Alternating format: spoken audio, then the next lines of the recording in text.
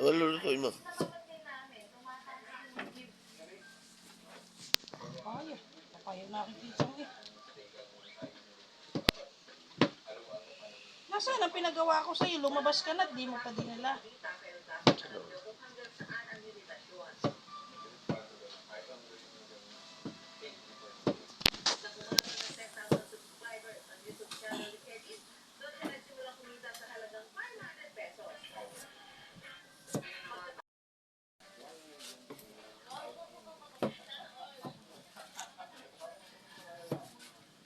Luto ng tinola. Na walang manok.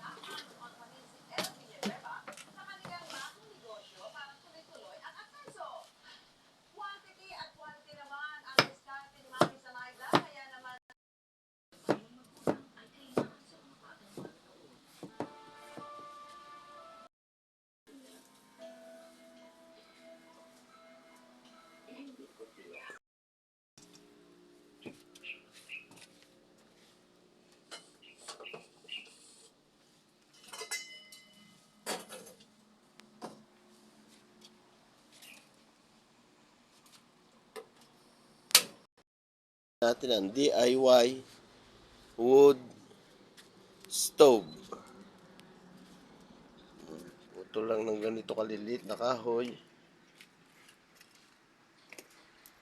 May blower siya sa likod.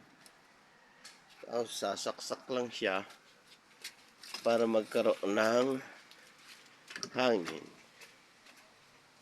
Yan.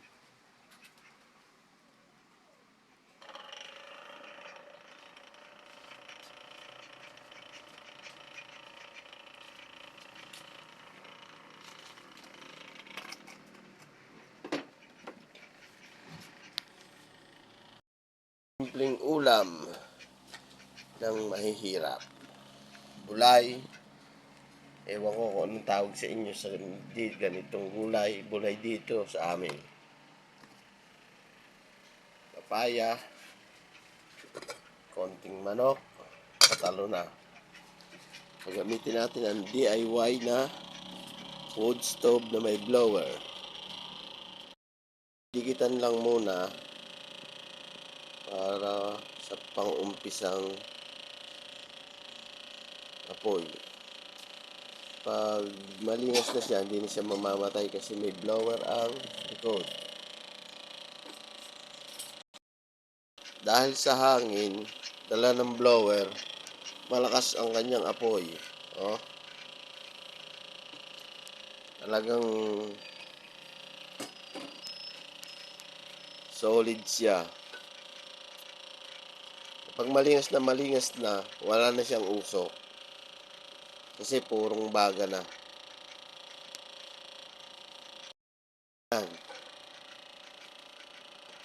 Luluto na tayo ng tinola na walang manok.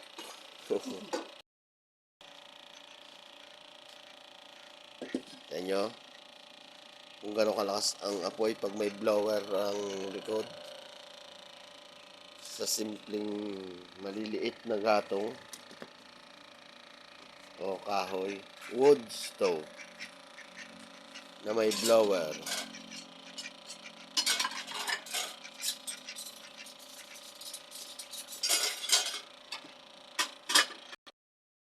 Antika.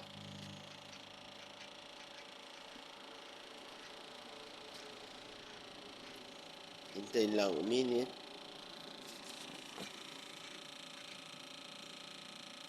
Yan ang nagpapasarap sa lutuin eh. Ang usok, aroma ng usok ng kahoy. Pag dito sa probinsya, laging may dirty kitchen na tinatawag. Hindi pwedeng gasol lang. Kailangan may dirty kitchen.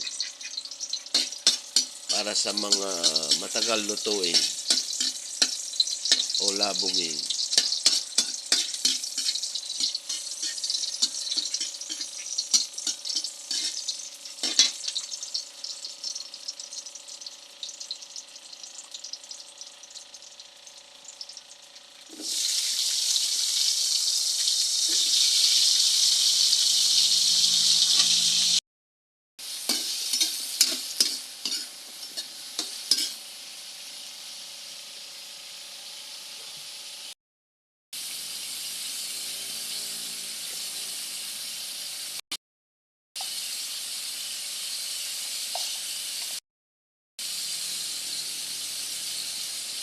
Okay?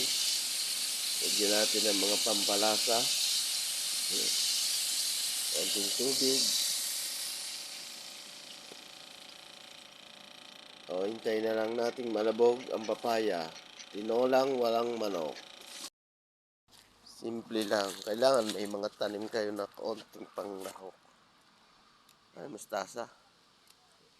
Pechay.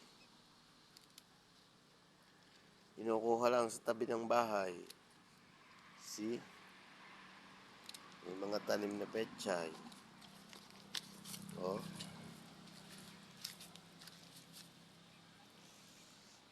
Okra.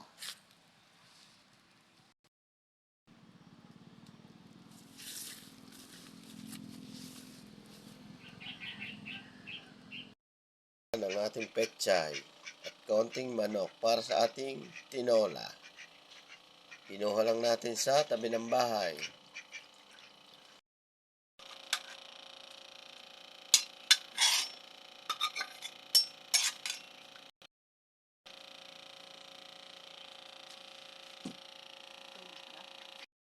Kulong-kulo na ang ating tinola sa ating DIY wood stove na may blower.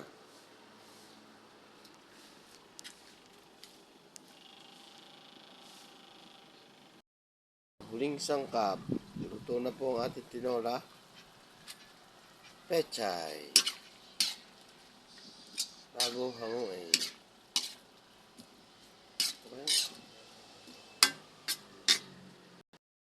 Up.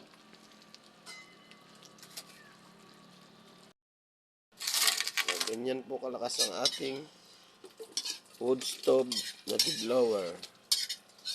Kaya po mabilis maluto kasi lakas ang apoy gawa ng blower sa likod.